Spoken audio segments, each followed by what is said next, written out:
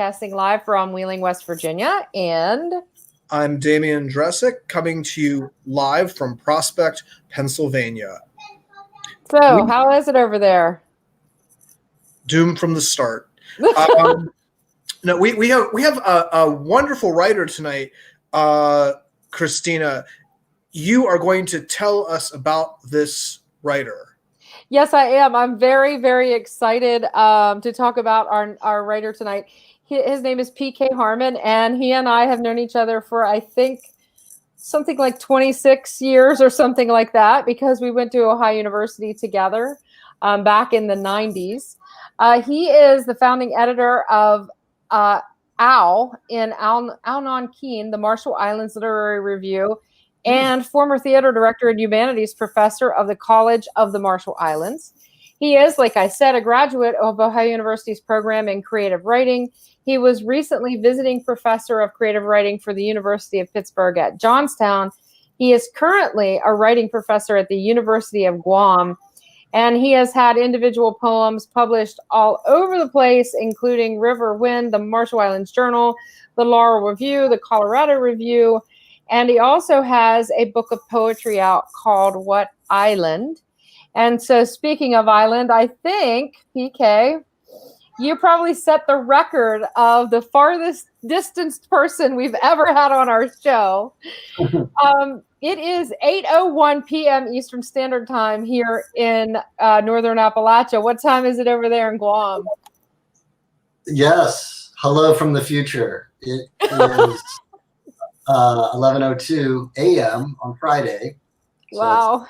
January 15th here now. And just a small point in my bio there. I'm no longer with the University of Guam. So a little shout out to St. John's, which is a quiet little college preparatory academy on Guam, where my kids go. So cool. Well, I need to correct that in your bio, and I will do that. You do already have a fan on the show. Before we let you read, your friend Denny says it's good to see you. So if you want to. Awesome. Yeah, Denny is a great poet from Southeast Ohio. Awesome. Okay, so we probably should get started. What are you going to read for us tonight? I'll start with a poem that was recently published in Fogged Clarity, which is a great little online magazine out of Los Angeles, California. Cool. It's called The Not So Distant Future. All right. We'll get out of your way and let you get started. And we'll be back in a few minutes. Oh, should I? Okay, great. All right, so this is a poem called The Not So Distant Future. Someday, in the not so distant future, and I don't know exactly why I like that run of words, not so distant future, even though it usually spells something pretty bad, when everyone will have to wear special goggles to protect themselves from the awful sold out and war-torn air, the new normal, what will be called air, people will enjoy a steak, a juicy steak, under the chop, chop, chop of the birdless militarized sky with even more guilt than they enjoy steak now. And I think of this as I cook up a steak for my son, mostly because he asked for one, and I'm slicing off a bit for the loyal dog who just walked into the store, good dog, while I wash the dishes from last night, the pile up before the next big pile up, after a day longer than I think is even possible. And then I put each familial item, each domestic necessity in its place, even when I have nothing left in me, straight out of gas, allowing myself a little shot of loneliness, of singular sadness, another day waiting for us, tomorrow like this one, no time for poetry, it feels like. Because before the once essential art and play and thinking comes survival, and the push to another collapse. And the not so distant future comes lucidly calling, and I think of the stakes of the future when I won't be around. The dog having given her last wag, and maybe my kids will remember when I had nothing left in me, yet somehow found a way to sustain us at the day's end. I met an urge, responded to a primal need, and maybe the memory will be a happy one that cuts through whatever toxic way the people of the future will have figured out how to make one another feel awful. The way people make each other feel awful. The way the future will replace the present way people are awful to one another. People are awful to one another. But then my youngest, my girl, she'll ask, hug? And I hug her. I hug her because she asked for it. And the response to a need fulfills my own surprising need. And none of it had to be sold or voted on or broadcasted. A can will not need opening. For her and for her brother, at least for a moment, the helicopter sounds will recede. Next, I would like to read a couple of poems that appeared in Miracle Monocle, which is a great little literary magazine out of the University of Louisville. Louisville is where I was born, but it's just a coincidence. This great magazine is edited by Sarah Ann Strictly. The first poem here, they're two short poems, and then I'll conclude. The first poem I'll read is called Evacuation. The waves were too much, but still we stayed. The island was shrinking, but still we stayed. The horizon seemed to be vanishing.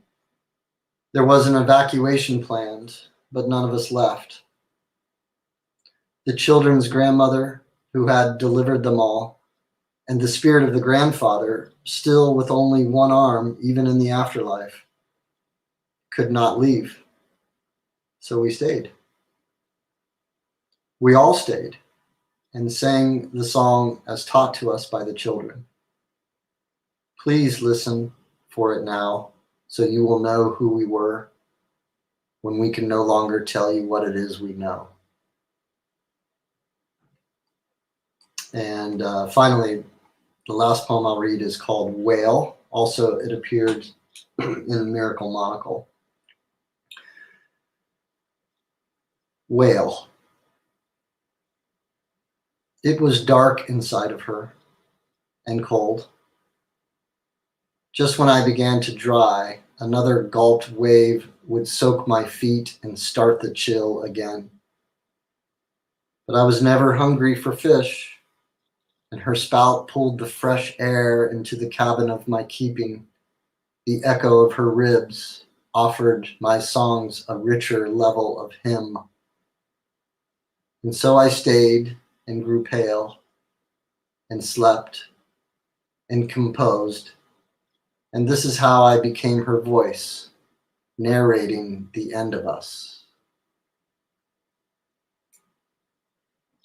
Okay, thank you for listening to those three poems. Oh, all of them gave me chills. The first one, I really loved the what you were doing there, because it was something that we had talked about recently, actually, in terms of parenting and being the parent that's responsible for it all, and how our needs as individuals often go unmet. And then we remember when they need us and we give them what they need. That's another way of meeting our needs. It was just really very beautiful. And it is so true, I think, of those of us who are, well, anybody who's trying to raise children and work and have some kind of life that, isn't just caretaking. The burden and the pleasure is overwhelming at times. Yeah. No, thanks for catching on to that. And of course, I guess part of me lately, it's dark, but the theme of exploring these ideas is often done in the back with this dystopian future we're all living in. But okay, thank you for Sure. But I also got a lot of hope out of evacuation. I know that, this idea of, but still we stayed. Sometimes we stay when we know we probably should go. But there's also something to be said about the staying. And the value in that stay. Yeah, and for me, it's a cultural. It's familial and it's cultural. I didn't want to overtly. I think plenty of people have smartly talked about and written about overtly the imminent demise of so many small islands due to climate change. Yeah. But wanted to explore this reality from on the ground, Yeah, well, and I could see how it obviously could be a metaphor as well for sort of even when the ground beneath your feet is disappearing, you still stay. Which is a literal thing that's happening. Yeah, it was really very moving. All of it was. Thank you so much. Thank you. I really enjoyed the almost a singular conversational reading style in that first poem. I thought that was really wonderfully effective and disarming. It was, I didn't put up the walls that one might put up hearing somebody, they're about to go commit an act of literature. Right. Yes. That's well said. Thanks for that. That's a big compliment to me, because part of what I hope to achieve humbly in my work is to have the sense, a discursive experience, right? This chatty experience, but on the page, I'm counting syllables. So, in that way, I'm glad you brought that up, Damien. It reminded me. Do you remember when Ben Ramke read at OU? I remember him reading and coming away from that and going, I thought he was a poet, right? And I had just read his book, like what was it called? The Hemophiliac Motorcycle or something. That's Tom Andrews. Tom Andrews, yeah. But Ben had read like right before that. That's why I conflated the two of them. And I think that it just reminded me of that sort of, how do you make it open and approachable, and so that you can enter into that conversation and the dialogue with the writer or the protagonist in the work. I really love that part of it too. I felt you were like a latter-day somber Frank O'Hara. That's a huge compliment. That's awesome. I hope I don't die on a beach by a dune buggy now, but I like the comparison. Well, your chances of having that happen are a lot higher than ours. Right? Maybe on a plateau or, in the weeds in a holler somewhere. Right. More my style, and it would be a quad and not a dune buggy. I think that's how Frank O'Hara died, right? On Fire Island. Fire Island, yeah. But I don't think, Fire Island's really far away from you. That's right. I'm not fearing for you. That's right. Well, thank you so much, PK, for being on the show. I'm so honored, you guys. Thank you so much. And thank you, yes. I'm glad to I'm glad to be a son of Kentucky representing out here in Micronesia. And, I'm so far flung. So something like this is great. It helps me put metaphorically a little foot back in the door there. And thanks for letting me be part of the conversation. Awesome show. Oh, thank you. PK. And next week, we have another great poet coming on. Christy Valadata will join us. And I'm looking forward to that. Another OU flavor. Sorry, it's like OU the next couple of weeks here on the show. So we'll see everybody next week. Thanks again, PK. Thank you. We're out of here. Thanks everybody for tuning in to WCONA Live, the reading series for the Writers Conference of Northern Appalachia.